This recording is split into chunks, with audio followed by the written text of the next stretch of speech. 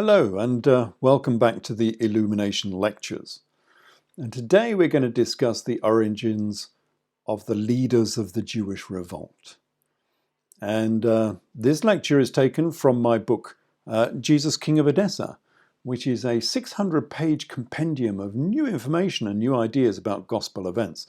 I mean, really, this is the book that ends the mythology of the gospel stories. This is the book that puts Jesus back into the historical record, and it does it in no uncertain terms. This book proves who the biblical Jesus was in the historical record. Now, we saw in the last lectures that the gospel stories were based upon events of the Jewish Revolt.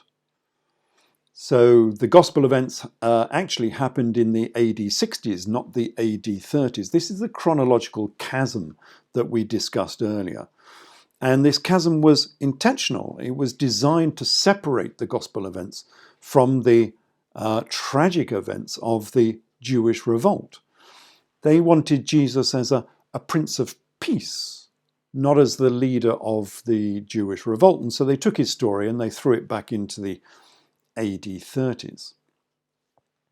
But in my revised gospel story, Jesus is actually the leader of the Jewish revolt in the AD 60s.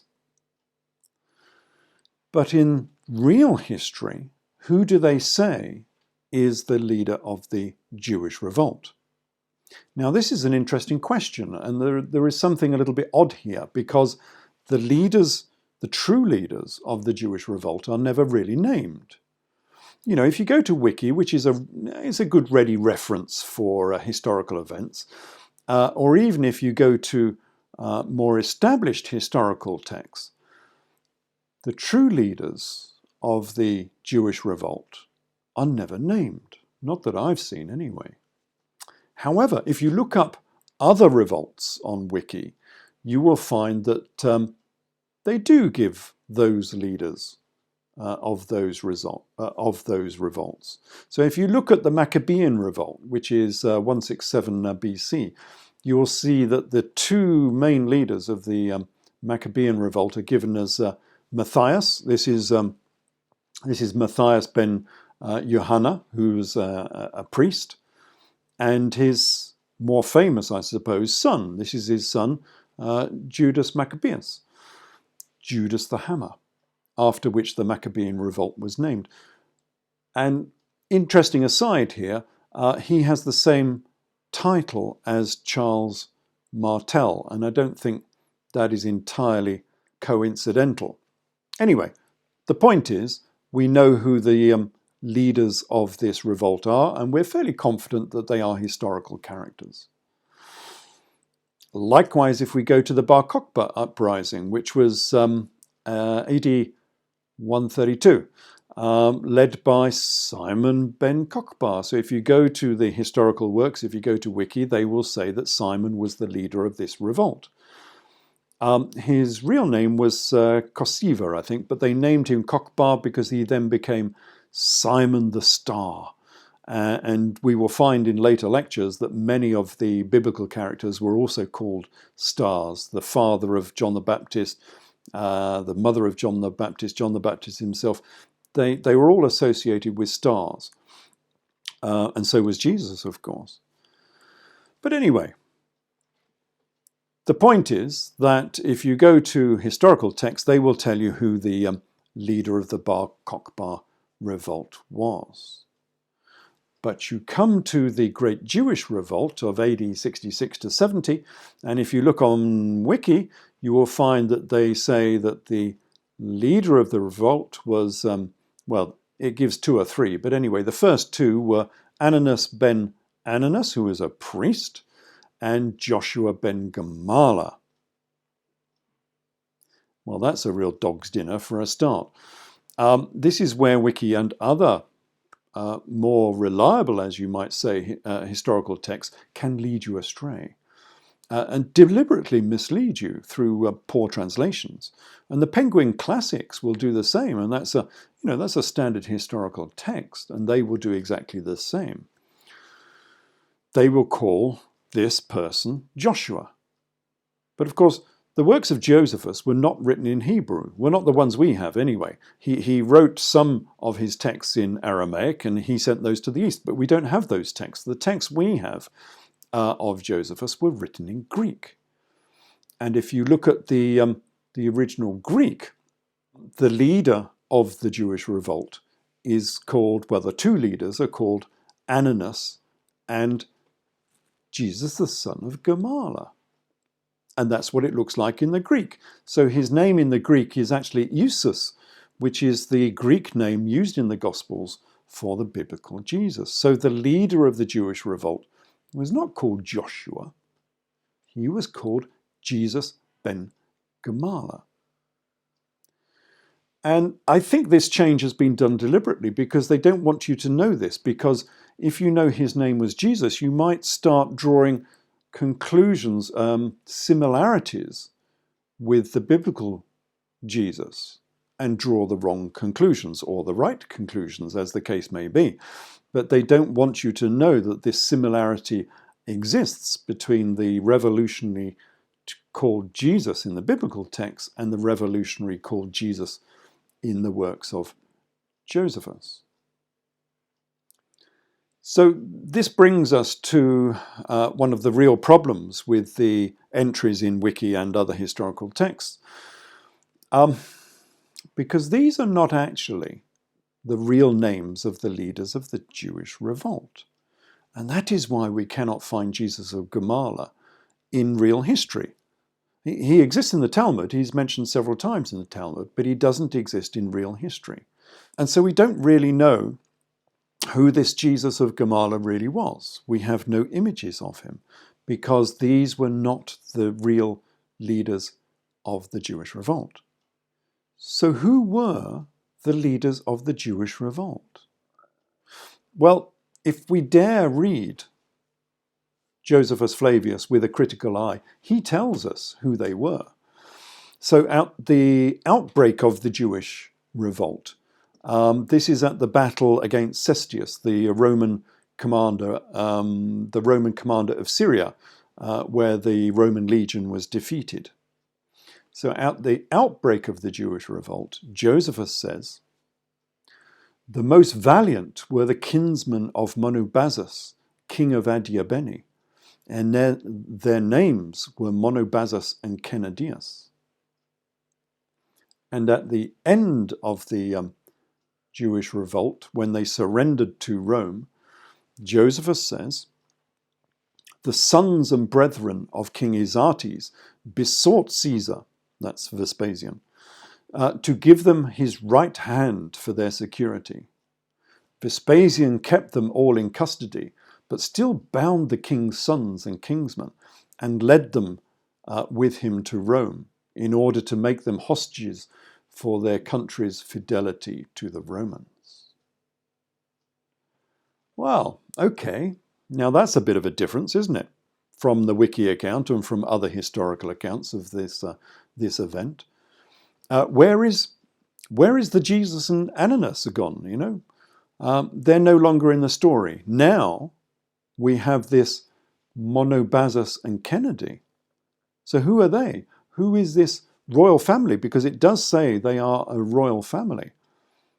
Where did they come from? Are they Jewish? What are they doing in Judea? This sort of brings up a whole host of questions. So we have to suspect that there is more to the Jewish revolt than people like to admit. And this is pivotal, really, to the whole history of this region, because if the leaders of the Jewish revolt were just Ananus and Jesus, then the Jewish revolt was purely a local issue. It was a civil war amongst Jewish factions. It was nothing to do with the wider world. It was nothing to do with Rome. Well, apart from Judea being a province of Rome, it was nothing to do with Roman politics as such. But now we see something quite different. because the leaders of the Jewish revolt were actually princes. They were a royal family, Monobazus and Kennedy of Adiabene. So where is this place called Adiabene? Well, if you look up Adiabene in any book or in Wiki, you will find it will say something like, Adiabene, a district in Syria between the Upper Zab and the Lower Zab, called Arbela by the Arabs. So what it's saying is that Adiabene is across the Tigris, and it's Arbela, which is now called Erbil. And so this is the city of Erbil as it looks like now. And you can see it's a vast city, but in the middle of the city you see this tell, this ancient raised and fortified city that is claimed to be the longest continuously inhabited city in the entire world. So it's obviously a very ancient city. It was a fairly large and fortified city in its day, and probably quite large in the 1st century. And here is the city walls seen from below. Quite an imposing fortress. And here it is on a map. So you can see the arrow pointing at Adiabene. This is Erbil. It's across the Tigris. So it's across both rivers, in fact. If you're coming from the Roman Empire, it's across the Euphrates and it's across the Tigris as well. Okay, and now we can see a part of the problem. The distance. Between Jerusalem and Erbil is an 18-hour car journey on a good day. And by foot, it will take you 30 days by horse and cart to get you to Erbil. So the question has to be, why were the Adiabenans fighting the Romans in Judea? I mean, why did they go all that way to go and fight Romans in Judea? And why were they apparently Jews? Because that's what the story is actually saying. Why were the Jews over in Mesopotamia? Well, the latter is easier to explain, and we've seen this perhaps in the last lecture, because Iraq was significantly Jewish up until 1947 because of the Babylonian exile of the Jews when they were taken to Babylon back in the 7th century BC. But they prospered in Babylon, and they formed eventually the mercantile classes of Babylon. And they were there all the way through until the 20th century. But then they were all exiled from Babylon, which is modern Iraq. They were all exiled from Iraq after 1947. As we saw before in the last lecture, the last Jewish king of Iraq was Naim Dangur. And here he is meeting with Prince Charles. He was living in England. But he was exiled from Iraq by the Muslims in the 1960s. So it's quite possible that the Adiabenans were Jewish, because there were many Jewish communities over in that region. And Josephus confirms that they were indeed Jewish, because he tells us so. Well, in this extract, he is giving a warning to the rebel Jews who are in Judea. And he's telling them, and he says, unless any of you, the Jews, extend his hopes beyond the Euphrates and suppose that those of your own nation who dwell in the Adiabene will come to your assistance. But certainly they, that's the Adiabene, will not embarrass themselves with an unjustifiable war against Rome, nor, if they should follow such ill advice, will the Parthians admit them to do so, for it is their concern to maintain the truce that is between them and the Romans. Okay, well, again, this is very different to the standard explanation of the Jewish Revolt. Remember, if you read most accounts of the Jewish Revolt, it's the Jews, it's various factions of the Jews fighting other factions of the Jews, and the Romans are in the middle there, and they're all having this big battle. Well, this is giving a completely different picture of that same conflict. Josephus here is confirming the international nature of this dispute, which other historians, modern historians, just simply will not admit to. If you look up Wiki, it'll only mention that some Adiabene volunteers came to the Jewish Revolt to volunteer their services. But here, of course, it's saying quite clearly that the leaders of the Jewish Revolt were the royal family of Adiabene. They were not just volunteers, they were the kings and the princes of Adiabene. They were Monobazus and Kennedy. And they actually led the Jewish Revolt from beginning to end. So this was an international dispute fomented by outsiders from this place in Mesopotamia that Josephus calls Adiabene.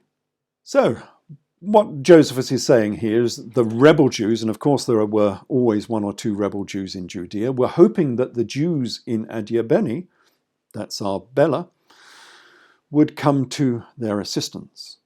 But Josephus says the Parthians would not let them, even if they wanted to. Why? Well, because of the stalemate between Rome and Parthia. Parthia and Rome were fairly equally matched in military might, and they had fought some pretty bloody battles in the 1st century BC, and they had come to an agreement, partly through the designs of Emperor Augustus, and so they had a truce, basically. Remember from the last video, of course, we had that situation where the Babylonian Jews were thrown out of Babylon, that's out of Iraq, and formed a buffer state between Rome and Parthia.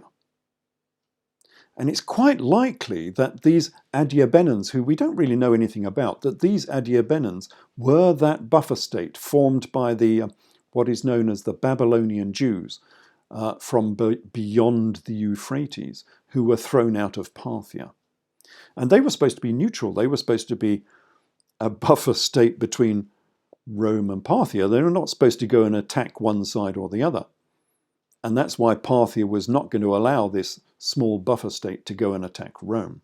Well, that's what Josephus thought anyway.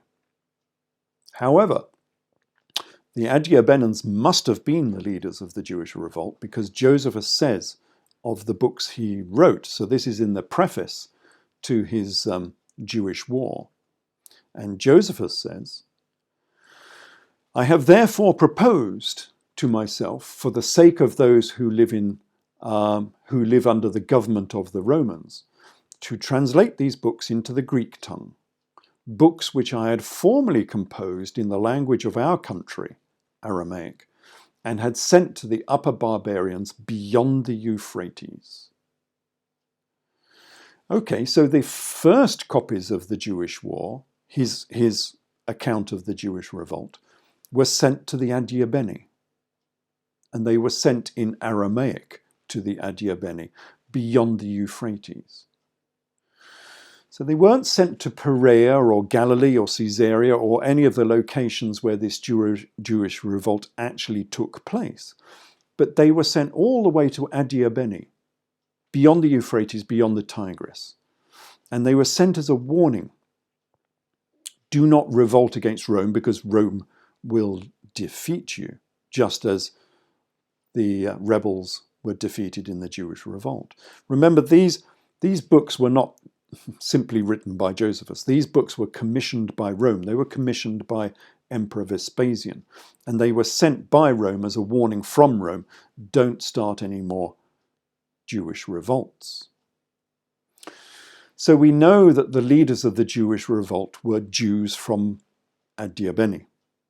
Otherwise, Josephus would not have sent these books all the way over there as a warning. And as a small aside here, I like these little small asides in my books as I go through, and this is just one of them. Note here that Josephus says that he sent these books to the barbarians beyond the Euphrates. Now, if you look at any dictionary or etymological dictionary, it will say that barbarian means a person of different speech But it does not. Well, it certainly does not in this case anyway, because Josephus says he wrote these books in the language of our country, Aramaic. And Aramaic was the lingua franca of Mesopotamia. So there could not have been a difference in speech. I mean, he was writing to Jews in a Jewish language, in a language that was widely used in the whole of Mesopotamia, because the Parthian language was not a very comprehensive language, and so it wasn't used very much. The language of Mesopotamia was Aramaic. So barbarian in this case does not refer to someone with a difference in speech. So what does it actually mean? Well, it's pretty clear in this case that barbarian actually means someone with long hair. It comes from the Latin barba, meaning beard, from which we derive a barber, someone who cuts your hair.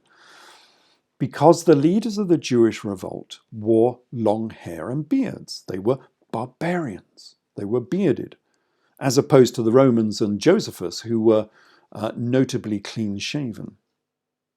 And of course, this tradition flows through into the biblical story, and here is Jesus the barbarian with the same long hair and beard that the Adiabenans used to wear. But we have not answered our question yet. Why would these Adiabenans come all the way to fight the Jewish revolt against the Romans in Judea? Well, I think the answer has been given in previous lectures. There we identified the Jews beyond the Euphrates as being the royal family of Queen Theomusa Orania and King Phrates, who were kicked out of Parthia in AD 4 and settled somewhere in Syria. And here they are. Here's coins of Theomusa Orania and Phrates. They are real people, real monarchs with a real history.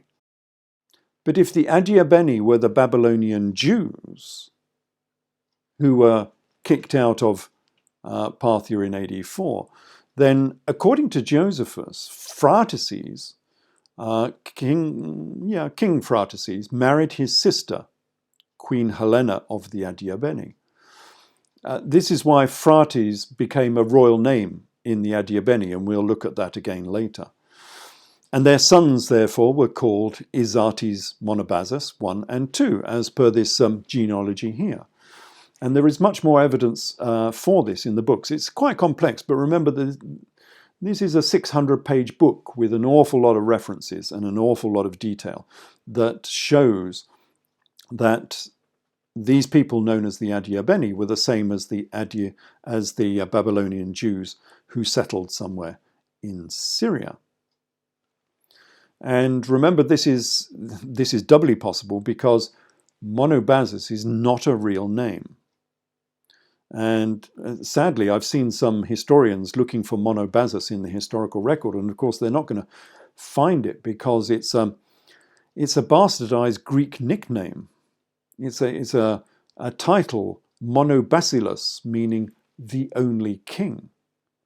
So Monobazos is Monobasilos, the only king, which is a title that's very similar to the title for Jesus, of course, because Jesus was called the only begotten Son in John 1:18. And since Jesus was also called a king, you could say he was the only begotten king, the same as Monobazos was called the only king.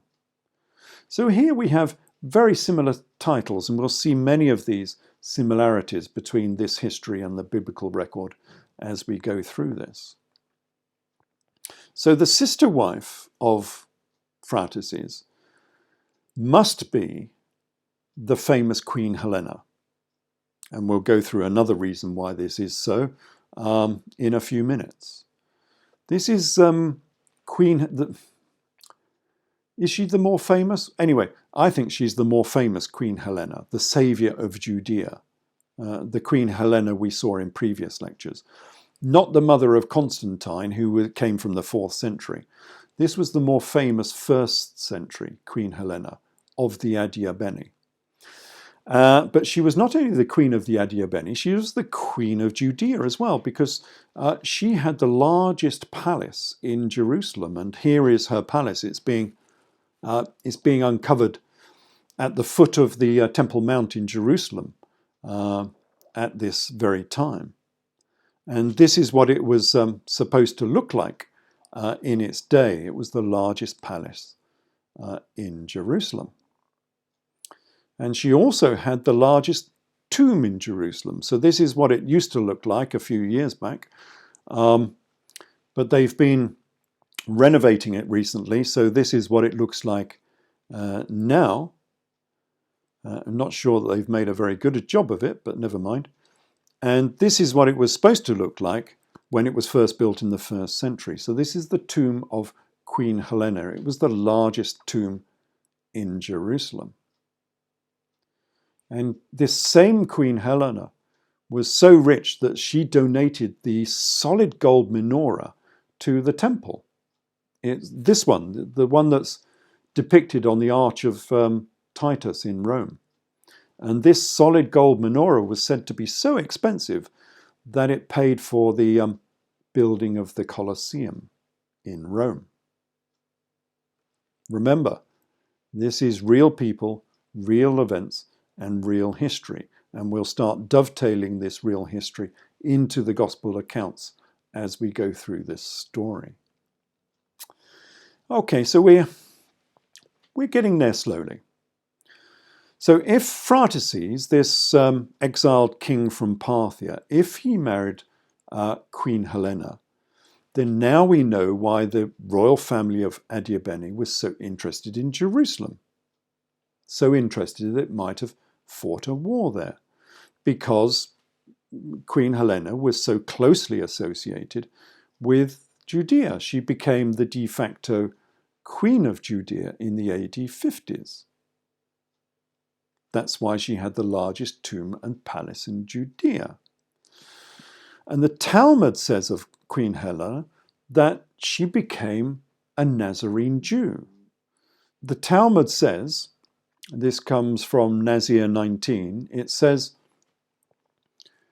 "It is related that Queen Helena, when her son went to war, said, 'If my son returns in peace from the war, I shall be a Nazarite for 7 years.' Her son returned from the war, and she observed a Nazariteship for 7 years." So the Talmud here is saying that Queen Helena of Adiabene became a Nazarene Jew. The same as Jesus became a Nazarene in Matthew 2:23, and the same as Saul was a Nazarene in Acts 24:5. And remember that particular verse says that this was a Nazarene sect of the Jews.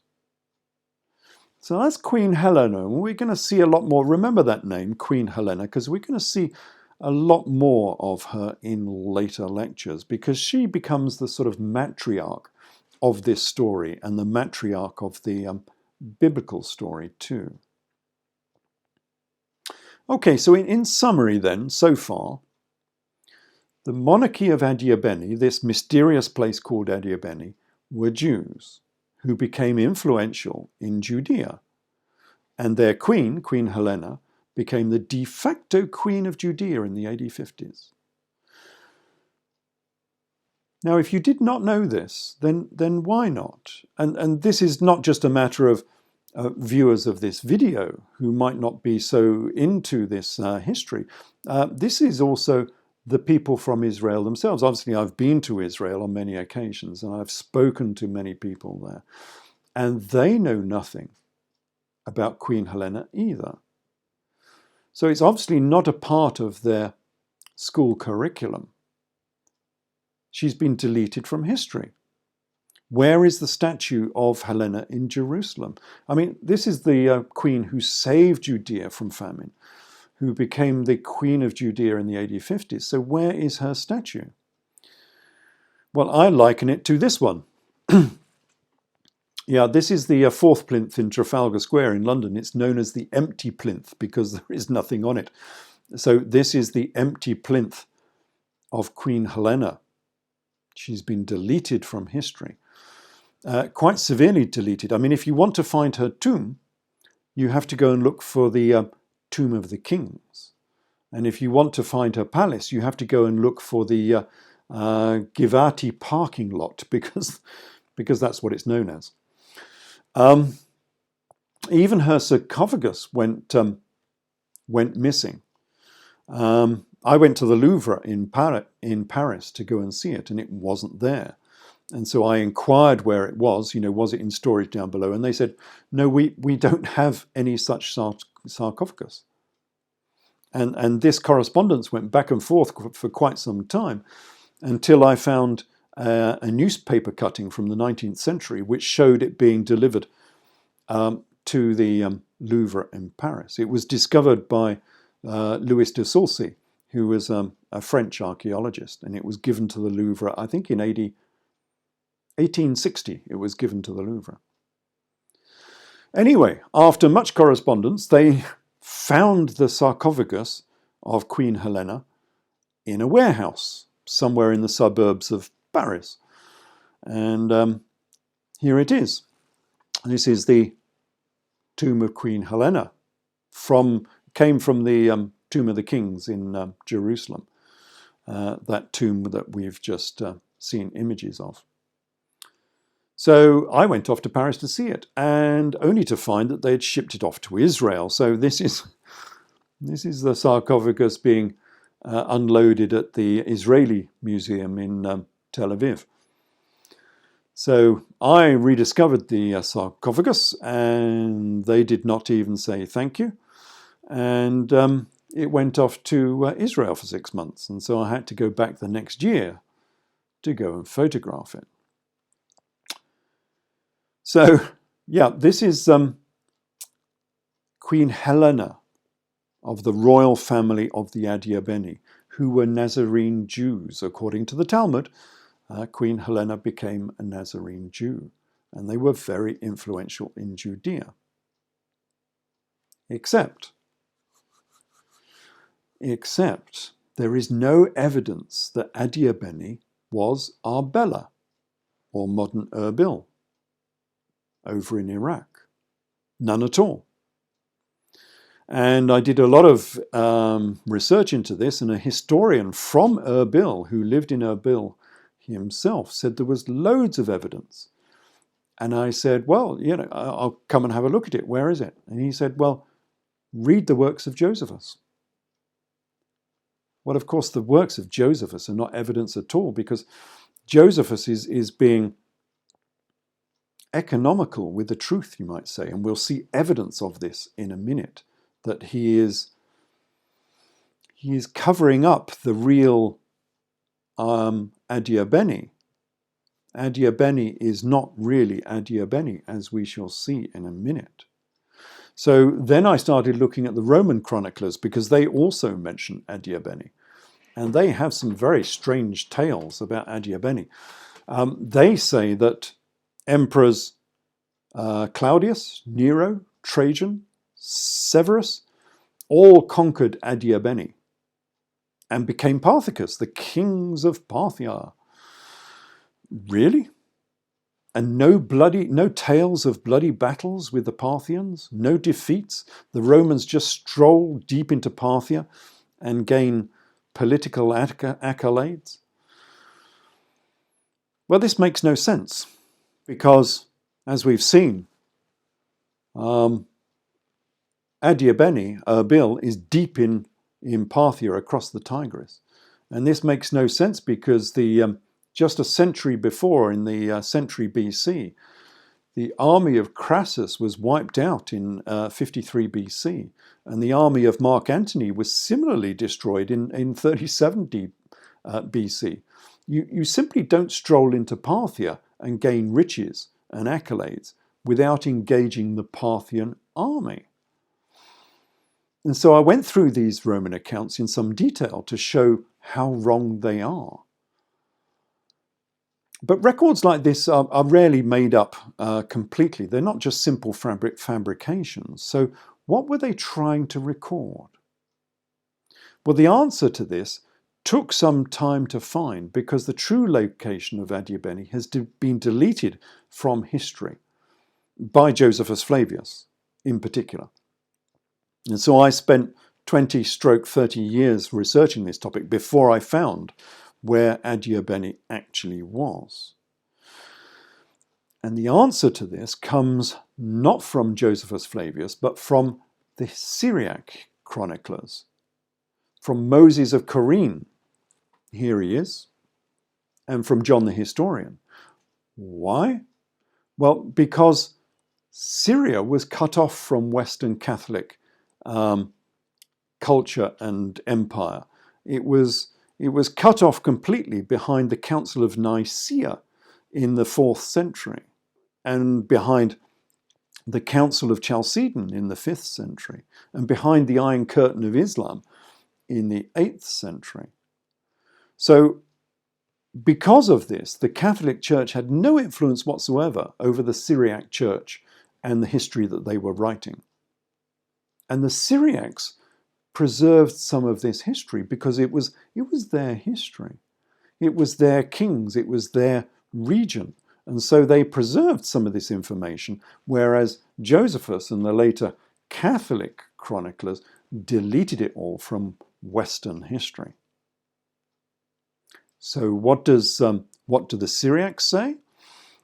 Well, Moses of Corinne says of this very famous Queen Helena, the same Queen Helena, he says, "The chief of Abgar's wives was named Helena.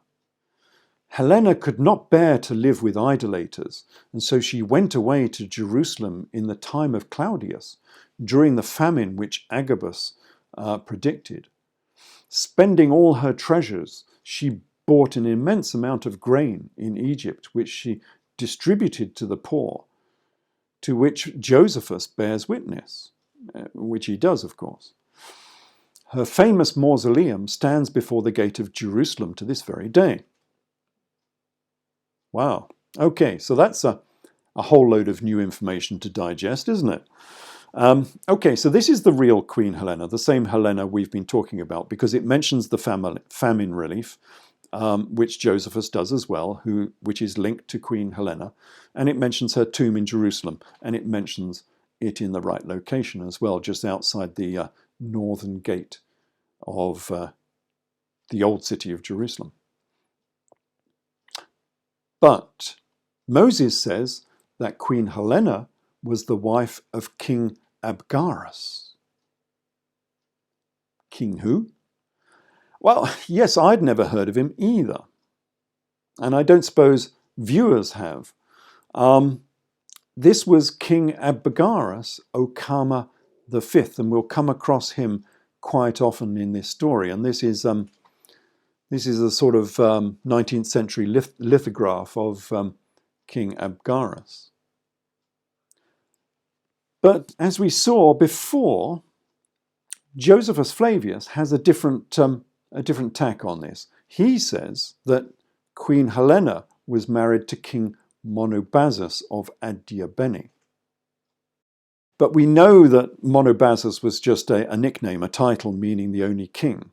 So perhaps this is another name or title for King Abgarus.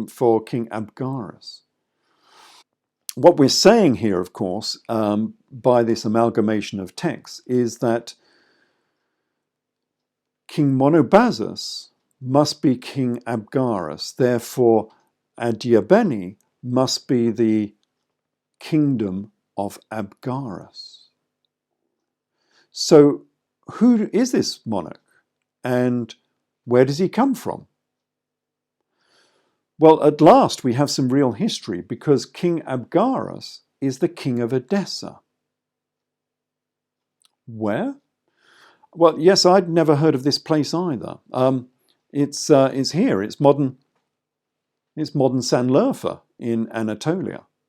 And so what we're saying now, because of this amalgamation of these two kings, so these two kings were both married to the same wife, Queen Helena, what we're saying is that King Monobazus of Adiabene is King Abgarus. and therefore Adiabene must be the kingdom of Agabarus, which is the kingdom of Edessa. So now we have found the real Adiabene, this fictitious Adiabene that Josephus has been talking for ages and ages about Adiabene. He was actually referring to Edessa. And here is modern Edessa. This is from the city looking up towards the citadel. This is where the royal citadel was located, on the hill just above Edessa. And this is a picture looking down from the citadel down onto the modern city down below. Real places, real kingdoms, real kings. That's what we never had before when reading Josephus. It was so frustrating because we had this fictitious, semi-fictitious place called Adiabene, and no one really knew where it was. We had no archaeology, no artifacts, no evidence of where this Adiabene was. But now we do, because now we know that Adiabene is Edessa, and here it is. And significantly, Edessa is beyond the Euphrates. And so this is the phrase that Josephus uses so often in his text to describe the leaders of the Jewish revolt. They came from beyond the Euphrates. They were the Babylonian Jews from beyond the Euphrates. And of course, Edessa is beyond the Euphrates. It's not beyond the Tigris like Erbil was. It is just beyond the Euphrates. And so now we have two records of the Jewish revolt. We have Josephus's record and we have the Syriac record. And so at last we can start to make sense of this history, and we can see the duplicity in politics that Josephus was using in his works. Duplicity? Well, yes, because Josephus has been economical with the truth. And every historian who has followed him has followed likewise. And I don't know why, really. They've just followed Josephus. And so every history you read on the first century is wrong. Absolutely wrong. And I can prove that because here is a good example. Here is Josephus records a very famous incident in first century history about a marriage between Herod Antipas of Judea, as it were, of Israel, and Phasaelus, who was the daughter of King Aretas of Petra. And this is the treasury in Petra. You're probably familiar with this location.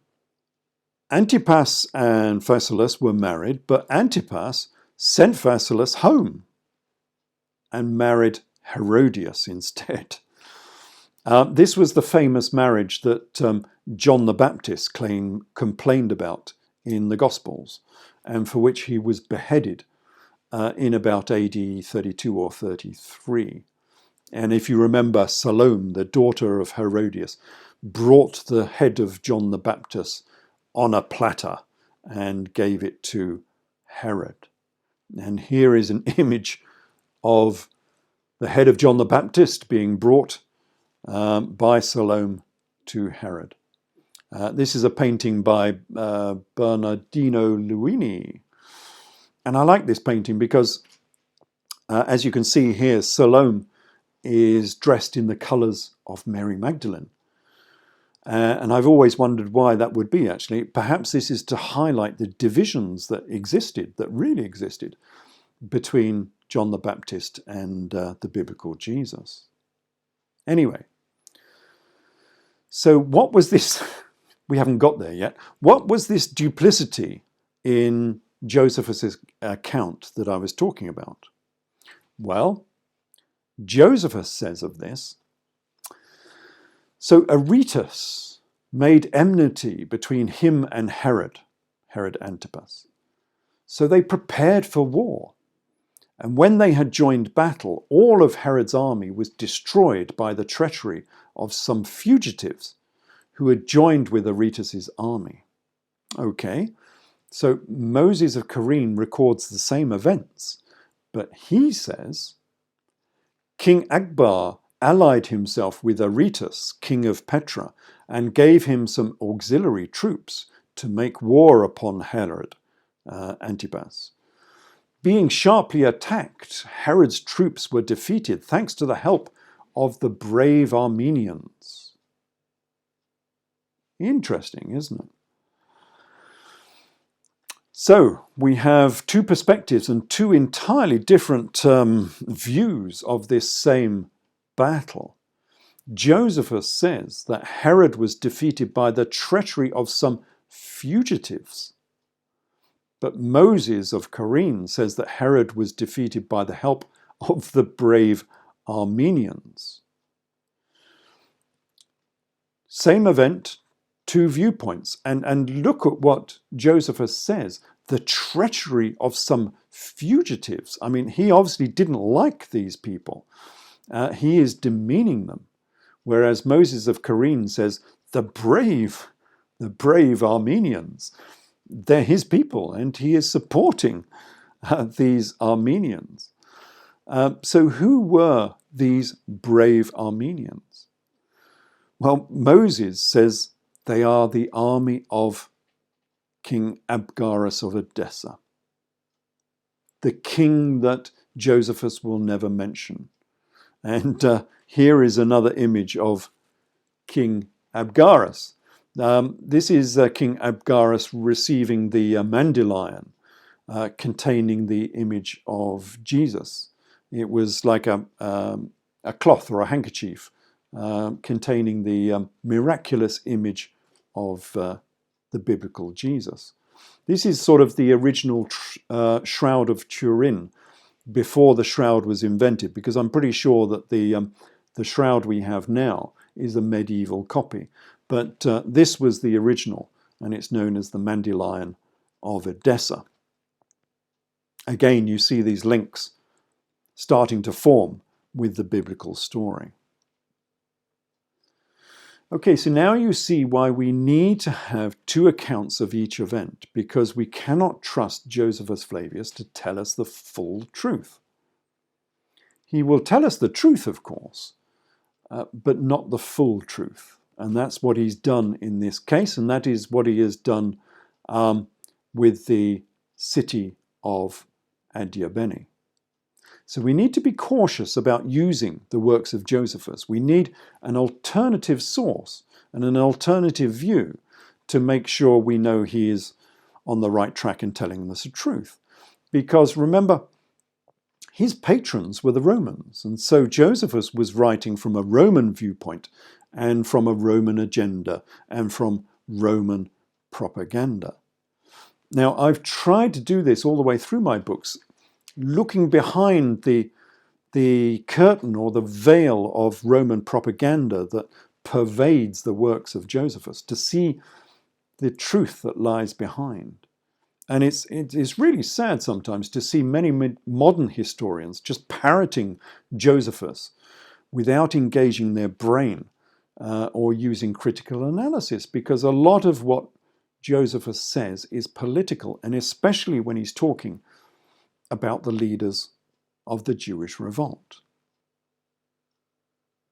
Well, what I mean is, we can sort of prove this, is do a search of the works of Josephus on a computer. Search for Edessa or Abgarus, and you'll find your computer goes through the entire works of Josephus fairly quickly nowadays, and it'll beep a solemn lament and it'll say, nothing found. Why? Because Josephus has deliberately deleted this monarchy and this capital city from history. Why? Because Emperor Vespasian told him to. Why, you might say once more? Because, well, we now know that Monobazus and Kennedy were the leaders of the Jewish revolt, and they came from Edessa. And Emperor Vespasian did not want to have any further revolts on the eastern borders of the Roman Empire, and so he just deleted the Edessan monarchs, and he deleted Edessa from history. That was King Abgarus, and his son called Manu. They were all deleted from the works of Josephus. And so they just simply don't exist. And if it was not for the Syriac historians recording their history, we would know nothing about this royal family. But they are a real royal family because, as we'll see later, we have their coins and we have some of their history remaining in other texts. So now we're sort of coming full circle. At the beginning of this lecture, we saw that the leaders of the Jewish Revolt were missing from Wiki and missing from many of the other more reputable historical works. And now we know why. Because Vespasian told Josephus to delete this monarchy from history. And in later centuries, the Vatican kept up this tradition because it was in their interest to do so. And we shall see why later. And modern historians have followed suit, although I don't know why they have followed suit, apart from them being terminally stupid. And Wiki follows in this same tradition because the gatekeepers often have an agenda. It's only myself, Ralph Ellis, who has dared to tell the truth, both in these videos and in my books on this subject. Only there will you find the truth as to who the leaders of the Jewish revolt really were. And we'll begin to see in later lectures the many links that exist between this story, the story of Edessa, and the gospel story. And there are many, many links indeed. Things like Saul, St. Paul, being an ambassador of Edessa, of the Edessan monarchy. I bet they didn't tell you that in Sunday school. Anyway, I hope you've enjoyed this illumination lecture, and I hope you can join us again next time. Thank you.